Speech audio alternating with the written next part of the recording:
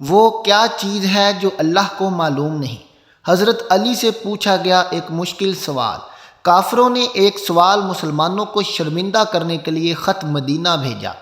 یہ خط جب حضرت علی کی بارگاہ میں پہنچا تو آپ بھی حیران رہ گئے، کیونکہ اس میں عجیب سوالات تھے، جیسا کہ وہ کون سی چیز ہے جو خدا کے علم میں بھی نہیں ہے۔ بسم اللہ الرحمن الرحیم۔ ناظرین، ویسے تو ہر صحابی سے آپ صلی اللہ علیہ وسلم کو پیار تھا۔ ہر صحابی آپ صلی اللہ علیہ وسلم کا جان نثار ساتھی اور محبوب تھا، لیکن بعض ایسے خوش نصیب بھی ہیں جن سے آپ کو خاص تعلق اور محبت تھی۔ ان میں حضرت علی کرم اللہ وجہ کی ذات گرامی بھی ہے۔ حضرت علی رضی اللہ تعالیٰ عنہ سے آپ صلی اللہ علیہ وسلم کو جو تعلق خاطر تھا وہ بہت زیادہ تھا۔ آپ داماد رسول صلی اللہ علیہ وسلم تھے اور بے شمار مواقع پر صلی اللہ صلی اللہ علیہ وسلم کی ذات گرامی سے منسوب ایسے کئی فرمودات روایت کیے گئے ہیں جن سے حضرت علی کی فضیلت معلوم ہوتی ہے۔ آپ صلی اللہ علیہ وسلم کی ایک مشہور حدیث میں ہے کہ میں علم کا شہر ہوں اور علی اس کا دروازہ ہے۔ گویا قیامت تک اور زمانوں تک یہ اصول واضح کر دیا گیا کہ جس کو خیرات علم درکار ہوگی اسے اس دروازے پر آنا ہوگا۔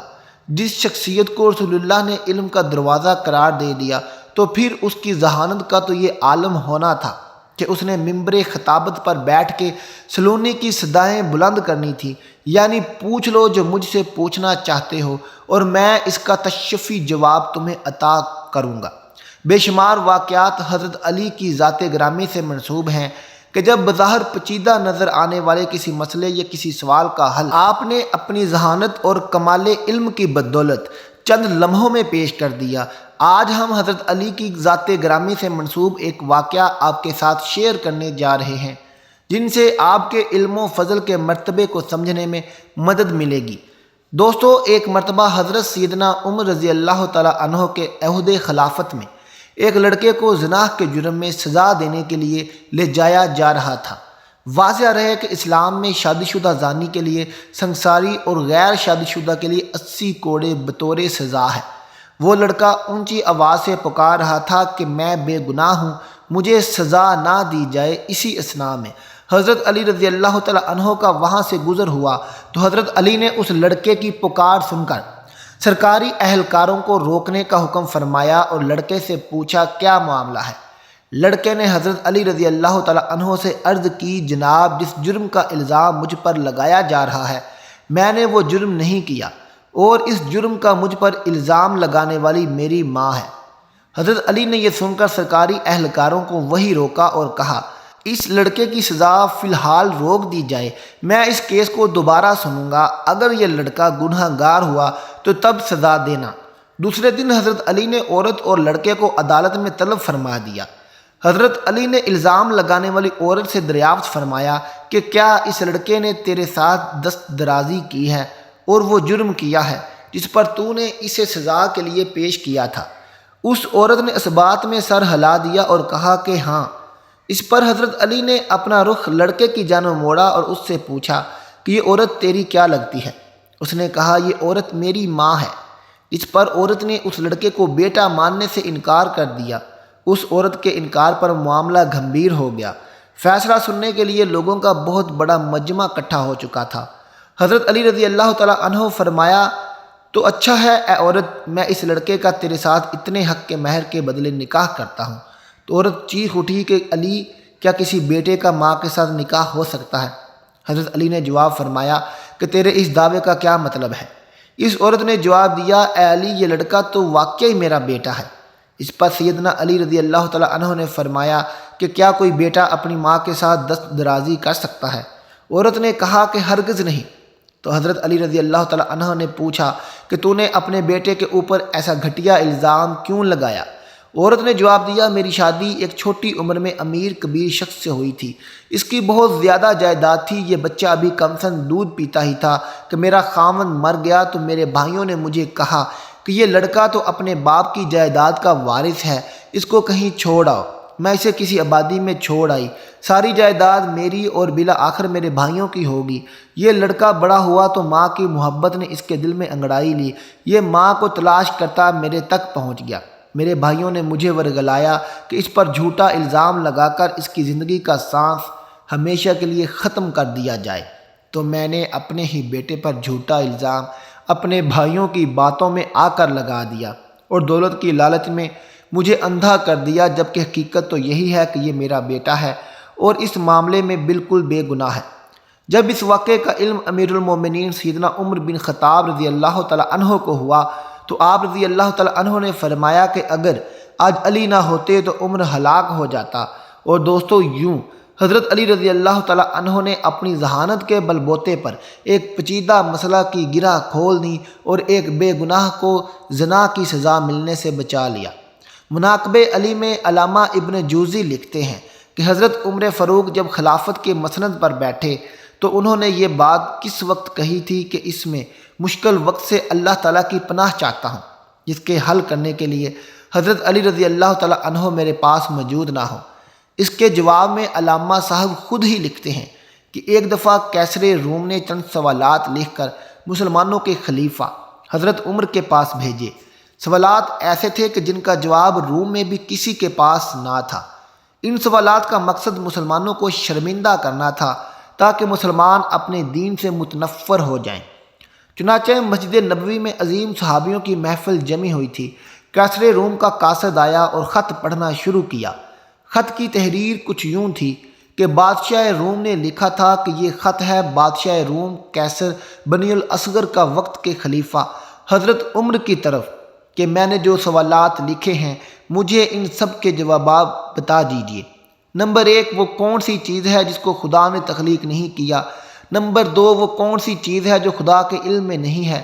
نمبر 3، وہ کون سی چیز ہے جو اللہ تعالیٰ کے پاس نہیں ہے؟ وہ کون سی چیز ہے جس کے سب بال ہی بال ہیں؟ وہ کون سی چیز جس کا صرف منہ ہی منہ ہے؟ وہ کون سی چیز ہے جس کے صرف پاؤں ہی پاؤں ہیں؟ اور وہ کون سی چیز جس کے صرف آنکھیں ہی آنکھیں ہیں؟ وہ کون سا بندہ ہے جس کا خاندان نہیں؟ وہ کون سی چیز ہے جو شکم مادر میں نہیں ہے؟ وہ کون سی بے جان چیز ہے جو سانس نہیں لے سکتی؟ وہ کون سی بے جان چیز ہے جو سانس نہیں لیتی؟ ناقوس کی آواز کا معنی کیا ہے؟ وہ کون سی چیز ہے جس میں ایک مرتبہ پرواز کی؟ وہ کون سی چیز ہے جس پر صرف ایک بار سورج چمکا؟ وہ کون سا درخت ہے جس کے سایہ کو تیز رفتار سوار 100 سال دوڑ کر بھی عبور نہیں کر سکتا؟ وہ کون سا درخت ہے جو دھوپ اور پانی کا محتاج نہیں؟ دنیا میں اس کی مثال کیا ہے؟ جنت کے برتن جن میں مختلف قسم کے کھانے ہوتے ہیں، جنتی لوگ ایک دوسرے سے ملتے ہیں۔ دنیا میں اس کی مثال کس طرح کی ہے؟ جنت کے سیب سے حوریں برآمد ہوں گی لیکن ان میں ذرہ بھر کمی بھی واقع نہیں ہوگی۔ دنیا میں اس کی مثال کیا ہے؟ جنت کی چابیاں کیا ہیں؟ حضرت عمر نے خط پڑھتے ہی فرمایا کہ اس کا جواب تو صرف برادر رسول بابل علم حضرت علی رضی اللہ تعالیٰ عنہ ہی دے سکتے ہیں۔ چنانچہ خط ان کی طرف بڑھا دیا گیا۔ حضرت علی نے لکھا، بسم اللہ الرحمن الرحیم، مبعد تیرا خط وصول ہوا۔ میں اپنے رب اور اپنے پیارے پیغمبر حضرت محمد صلی اللہ علیہ وسلم کی برکت سے آپ کو ان سوالات کے جوابات دے رہا ہوں۔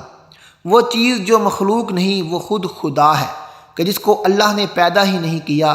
وہ جس کا اللہ تعالیٰ سے کوئی تعلق نہیں وہ یہ بات ہے کہ اللہ تعالیٰ کا فلاں بیٹا ہے، حالانکہ خدا واحد ہے، خدا نہ کسی کی اولاد ہے اور نہ خدا کی کوئی اولاد ہے۔ وہ چیز جو اللہ تعالیٰ کے پاس نہیں وہ ظلم ہے۔ اللہ تعالیٰ کا فرمان ہے کہ خدا اپنے بندوں پر کبھی ظلم نہیں کرتا۔ وہ چیز جو صرف بال ہی بال ہیں وہ ہوا ہے۔ وہ چیز جس کا صرف منہ ہی منہ ہے وہ آگ ہے، اور وہ چیز جس کے صرف پاؤں ہی پاؤں ہیں وہ پانی ہے۔ وہ چیز جس کی صرف آنکھیں ہی آنکھیں ہیں وہ سورج ہے۔ وہ شخص جس کا کوئی خاندان نہیں وہ صرف حضرت آدم علیہ السلام ہے۔ وہ چیز جو شکم مادر میں نہیں رہی وہ 5 یہ ہیں۔ نمبر 1 حضرت آدم علیہ السلام، نمبر 2 حضرت حوا علیہ السلام، نمبر 3 حضرت اسماعیل علیہ السلام کی قربانی کا دمبا، نمبر 4 حضرت موسیٰ علیہ السلام کا عصا، اور نمبر 5 حضرت صالح علیہ السلام کی اونٹنی۔ وہ بے جان چیز جو سانس نہیں لیتی وہ صبح ہے۔ ناقوس کی آواز کے معنی یہ ہیں، حق ہے، حق ہے، ٹھہرو ٹھہرو، خدا عادل ہے اور وہ سچا ہے۔ کوہ طور پر وہ پرندہ جس نے ایک مرتبہ پرواز کی تھی، دریائے نیل کی سرزمین پر سورج ایک بار چمکا ہے، جس جگہ پر حضرت موسیٰ علیہ السلام نے اپنا عصا مبارک مار کر رستہ بنایا تھا۔ وہ درخت جس کو میں اگر تیز رفتار کے ساتھ بھی چلوں تو 100 سال تک بھی پار نہیں کر سکتا۔ وہ شجر توبہ کا درخت ہے جس کی شاخ جنت کے ہر محل میں جاتی ہے۔ دنیا میں اس کی مثال سورج ہے کہ جس کی گردن ہر گھر میں پہنچتی ہے اور تمام زمین اس کی روشنی سے روشن ہو جاتی ہے۔ وہ درخت جو پانی کے بغیر اگایا تھا وہ درخت ہے جو حضرت یونس کے لیے اگایا گیا تھا۔ اللہ تعالیٰ نے ارشاد فرمایا، ہم اپنے پیارے حبیب کے لیے کدو کی بیل اگاتے ہیں۔ جنت کے برتن میں بے شمار قسم کے انعامات ہوں گے، وہ ایک دوسرے سے الگ الگ ہوں گے۔ ان کی مثال ہم دنیا میں مرغی کے انڈے کی لے سکتے ہیں جس میں سفید اور زرد دونوں پانی شامل ہوتے ہیں لیکن ایک دوسرے سے ملتے نہیں۔ جنت میں جو سیب عطا کیا جائے گا اس سے حور برآمد ہوگی۔ اس کی مثال ایسے ہے جیسے کہ سیب سے کیڑا باہر نکلتا ہے لیکن اس میں کمی واقع نہیں ہوتی۔ وہ چیز جو دنیا میں سب کے لیے برابر ہے چاہے وہ مومن ہو یا کافر ہو، لیکن آخرت میں وہ صرف اور صرف مومن کو عطا کی جائے گی۔ وہ کھجور کا میوہ ہے جسے آخرت میں صرف مومن ہی کھا سکے گا، جبکہ دنیا میں اسے مومن اور کافر دونوں یکساں طور پر استعمال کر سکتے ہیں۔ جنت کی چابیاں کلمہ توحید ہے۔ ابن مسیب سے مروی ہے کہ خط بادشاہ روم کو ملا۔ اس نے خط کو پڑھ کر کہا کہ میرے سوالات کے جواب صرف اور صرف خاندان رسول سے ہی مل سکتے تھے۔ پھر دریافت کیا کہ کیا یہ جواب کسی اعلیٰ ہستی نے دیے ہیں؟ ایلچی نے جواب دیا کہ ان سوالات کے جوابات مولا علی ابن ابی طالب رضی اللہ تعالیٰ عنہ، جس کو حضرت محمد صلی اللہ علیہ وسلم نے علم کا دروازہ کہا ہے، اس شخصیت نے یہ جواب دیے ہیں۔ یہ خط پڑھنے کے بعد کیسر روم نے حضرت علی رضی اللہ تعالیٰ عنہ کو خط لکھا کہ مجھے آپ کا ارسال کیا ہوا خط مل گیا ہے۔ وہ پڑھ کر مجھے یقین ہو گیا ہے کہ آپ اہل بیت ہیں اور رسالت کا قیمتی خزانہ ہے۔ آپ ہی حقیقی شجاعت اور علم کے وارث ہیں۔ کیسر روم نے اپنے دوسرے خط میں لکھا کہ میری یہ خواہش ہے کہ آپ مجھے مذہب، دین اور مزید معلومات بھیجیں۔ میں خاص طور پر روح کی وضاحت چاہتا ہوں جس کا ذکر خدا تعالیٰ نے اپنی کتاب قرآن مجید میں کیا ہے۔ ارشاد ہوتا ہے، اے نبی، لوگ روح کے بارے میں تجھ سے پوچھتے ہیں، تم انہیں بتا دو کہ روح میرے پروردگار کا امر ہے۔ یہ روح کیا چیز ہے؟ مولا علی رضی اللہ تعالیٰ عنہ نے جواباً خط میں یہ لکھا کہ ماں بعد روح ایک نورانی نقطہ ہے اور ایک غیر مرئی مخلوق ہے جس کو اللہ نے اپنی قدرت کاملہ سے پیدا فرمایا اور اپنے خاص خزانہ سے نکال کر اپنی ملکیت میں رکھا ہوا ہے، اور یہی روح ہی اصل میں ہر چیز کا سبب زندگی ہے، اور ہر روح جاندار کے پاس ایک وقت مقرر تک امانت ہے۔ جب اس کی مدت مکمل ہو جاتی ہے تو خدا اسے واپس اپنے پاس بلا لیتا ہے۔ ناظرین، اللہ پاک ہمیں بہتر عمل کرنے کی توفیق عطا فرمائے اور ہمیں ایمان کی دولت سے مالا مال کرے، آمین ثم آمین۔ ناظرین، آخر میں کمنٹ باکس میں ایک بار اللہ لکھ دیں۔